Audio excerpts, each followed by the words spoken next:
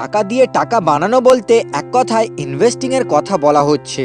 তো আজকের এই ভিডিওতে ইনভেস্টিং এর সবচেয়ে সহজ উপায় বা টাকা দিয়ে টাকা বানানোর সবচেয়ে সহজ উপায় সম্পর্কে ডিটেলসে শিখব। তো চলুন শুরু করা যাক। তো ফ্রেন্ডস, অনেকদিন আগে গটরক্স ফ্যামিলি নামে আমেরিকাতে একটা ধনী পরিবার বাস করতেন। দুনিয়ার এমন কোনো দামি জিনিস ছিল না যা তারা অ্যাফোর্ড করতে পারতো না, কারণ এই গটরক্স ফ্যামিলি ইউএস স্টক মার্কেটের 100% স্টক অ্যাকোয়ার করে রেখেছিলেন। অর্থাৎ তখন আমেরিকার স্টক মার্কেটে যতগুলো কোম্পানি লিস্টেড ছিল এবং তার যতগুলো শেয়ারস ছিল তা সবই এই গটরক্স ফ্যামিলি কিনে রেখেছিল। তাই প্রতি বছর এরা নিজেদের ইনভেস্টমেন্ট থেকে ভালো রিটার্ন ও ডিভিডেন্ড পেত, যার ফলে গটরক্স ফ্যামিলির ওয়েলথ দিনের পর দিন আরো বেড়েই যাচ্ছিল। তাই আমরা বলতে পারি যে এরা এমন একটা গেম খেলছিল যার রেজাল্ট এদের কন্ট্রোলে ছিল। কিন্তু এই গটরক্স ফ্যামিলির কিছু সদস্য অন্য সদস্যদের তুলনায় বেশি রিটার্ন পাওয়ার জন্য কয়েকটা ইনভেস্টমেন্ট অ্যাডভাইজারকে হায়ার করেন, যারা তারপর সেই সদস্যদেরকে বলেন যে তোমরা নিজেদের পরিবারের অন্য সদস্যদের কাছ থেকে কিছু শেয়ারস কিনুন আর কিছু শেয়ারস তাদেরকে বিক্রি করুন। আর তারপর তারা সেই ইনভেস্টমেন্ট অ্যাডভাইজারের অ্যাডভাইস অনুযায়ী বারবার বাই অ্যান্ড সেল করতে শুরু করে। কিন্তু কিছু বছর পর তারা লক্ষ্য করে যে ইনভেস্টমেন্ট অ্যাডভাইজার থাকার সত্ত্বেও তাদের ওয়েলথ বাড়ার জায়গায় আরও কমে যাচ্ছে, কারণ তাদেরকে ক্যাপিটাল গেইন ট্যাক্স ও অ্যাডভাইজারের কমিশন ফিজ এই দুটোই দিতে হচ্ছিল। তাই তারা বুঝতে পারে যে ইনভেস্টমেন্ট অ্যাডভাইজার হায়ার করাটা অনেক বড় একটা ভুল ছিল। তারপর ওই পরিবারের কিছু সদস্য বলেন যে আমাদের প্রফেশনাল অ্যাসিস্ট্যান্ট রাখা উচিত যারা আমাদের জন্য স্টক পিক করবে। তাই তারা অনেকগুলি স্টক পিকিং এক্সপার্টকে হায়ার করেন। তারপর এক বছর পর গটরক্স পরিবার যখন নিজেদের ওয়েলথ ক্যালকুলেট করে তখন তারা দেখতে পান যে তাদের ওয়েলথ আগের বছরের থেকেও অনেক কমে গিয়েছিল, এমনকি তারা আগের মতো রিটার্নও পাচ্ছিল না।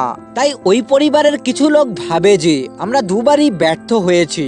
অর্থাৎ প্রথমবার যখন আমরা ইনভেস্টমেন্ট অ্যাডভাইজারের অ্যাডভাইস অনুযায়ী ইনভেস্ট করেছিলাম তখন আমাদের লস হয়েছিল, আর দ্বিতীয়বার যখন স্টক পিকিং এক্সপার্টকে হায়ার করলাম তখনও আমাদের লস হলো।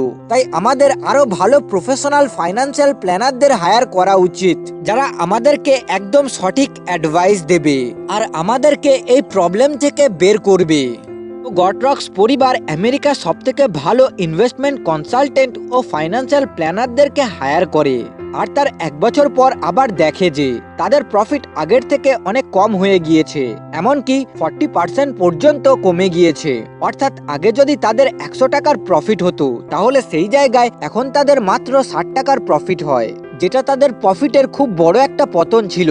তাই গটরক্স পরিবারের সমস্ত সদস্য একেবারে অ্যালার্ট হয়ে যায় আর এই প্রবলেমের সলিউশন বের করার জন্য ইমিডিয়েটলি একটা মিটিং ডাকে, যেখানে এই পরিবারের সবচেয়ে বয়স্ক ব্যক্তি বলেন যে যদি আমরা আগের মতো আবার ভালো প্রফিট করতে চাই তাহলে আমাদেরকে কোনো ফাইন্যান্সিয়াল কনসালটেন্ট বা কোনো ফাইন্যান্সিয়াল অ্যাডভাইজার বা কোনো ফাইন্যান্সিয়াল এক্সপার্টের অ্যাডভাইস নেওয়া যাবে না, কারণ এদের কথা অনুযায়ী বারবার বাই সেল করলে শুধু অপ্রয়োজনীয় ফিজ এবং ট্যাক্স দিতে হয়। তাই আমরা আগে যা করতাম শুধু তাই করব, অর্থাৎ আমেরিকার সমস্ত স্টকগুলিকে হোল্ড করে সেগুলিকে গ্রো হওয়ার সময় দেব।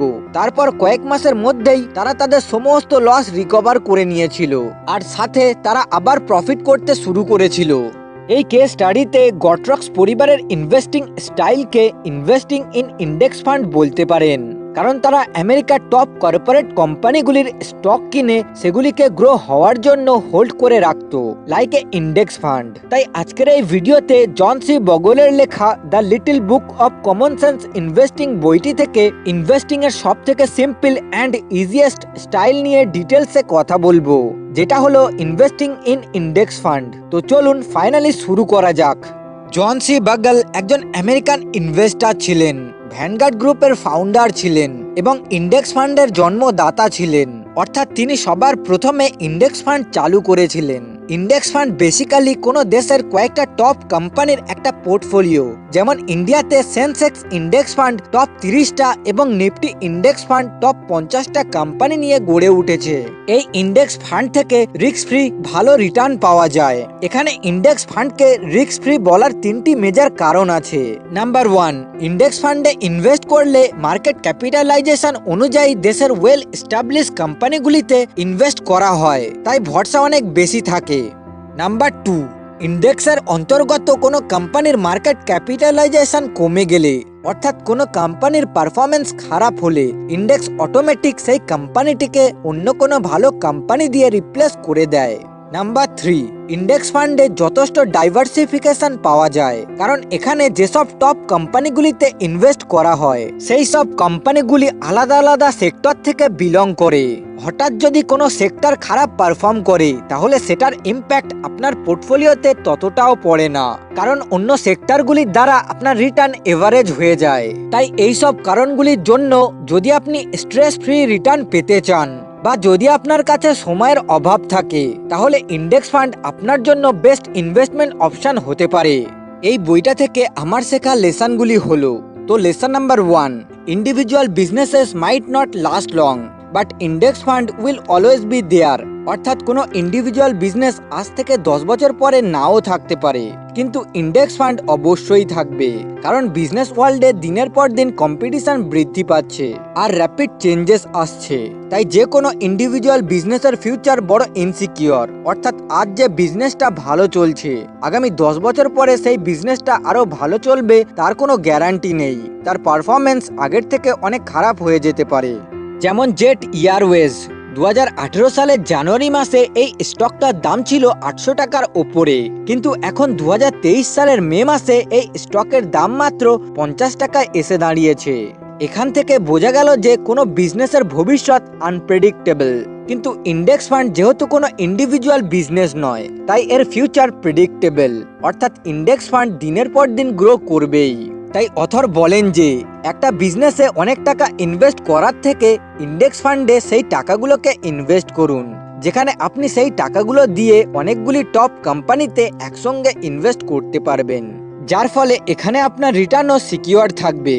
Number 2, all investor in the stock market earn actual return by deducting different financial intermediation। অর্থাৎ ইনভেস্টমেন্ট থেকে পাওয়া অ্যাকচুয়াল রিটার্ন ক্যালকুলেট করার জন্য রিটার্ন থেকে কস্টগুলিকে বাদ দিতে হবে। এবার ধরুন আপনি 1000 টাকা ইনভেস্ট করেছেন আর ওখান থেকে আপনি 100 টাকা রিটার্ন পেয়েছেন। এই 100 টাকাকে গ্রস রিটার্ন বলা হয়। এবার এই গ্রস রিটার্ন থেকে যখন আমরা ডিফারেন্ট কস্টগুলিকে বাদ দিই তখন আমরা অ্যাকচুয়াল রিটার্ন পাই।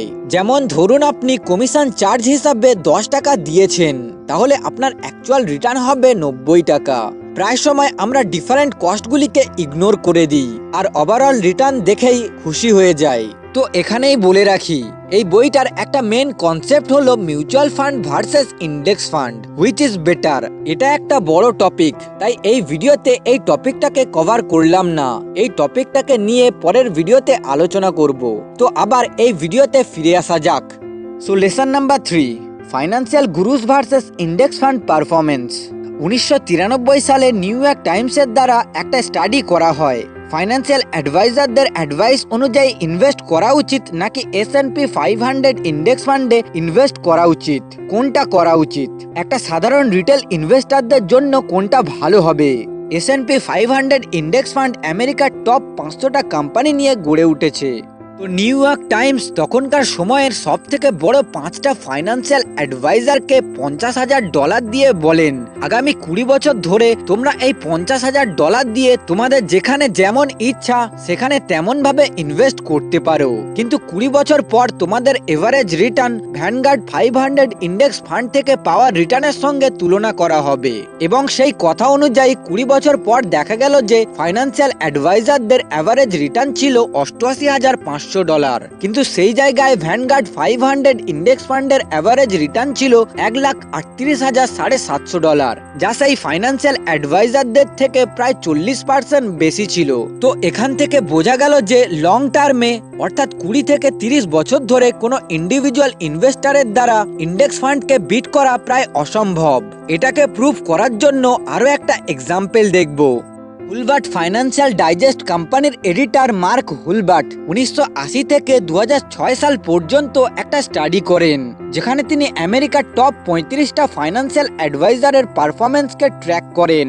তারপর তিনি দেখতে পান যে এই ফাইন্যান্সিয়াল অ্যাডভাইজারগুলি যে 35টা কোম্পানিকে সব থেকে বেশি রিকমেন্ড করছিল তার মধ্যে 22টা কোম্পানি বন্ধ হয়ে গিয়েছিল, আর যে 13টা কোম্পানি বেঁচে ছিল তার মধ্য থেকে মাত্র 3টি কোম্পানি ইন্ডেক্সকে আউট পারফর্ম করতে পেরেছিল, অর্থাৎ ইন্ডেক্স ফান্ডের থেকে বেশি রিটার্ন দিতে পেরেছিল।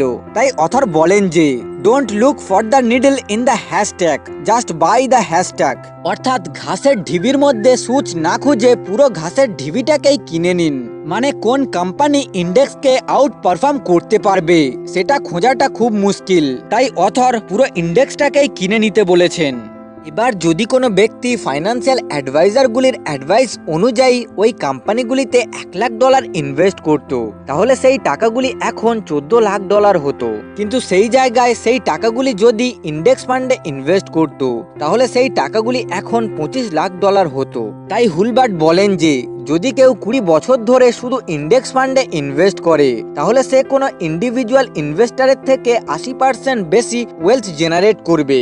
তাই যদি আপনি ইন্ডেক্স ফান্ডে ইনভেস্ট করতে চান, তাহলে আপনি গ্রো অ্যাপে ফ্রিতে অ্যাকাউন্ট খুলে এর মাধ্যমে ইন্ডেক্স ফান্ডে ইনভেস্ট করতে পারেন। Lesson number 4, structure of your investment, serious money and funny money.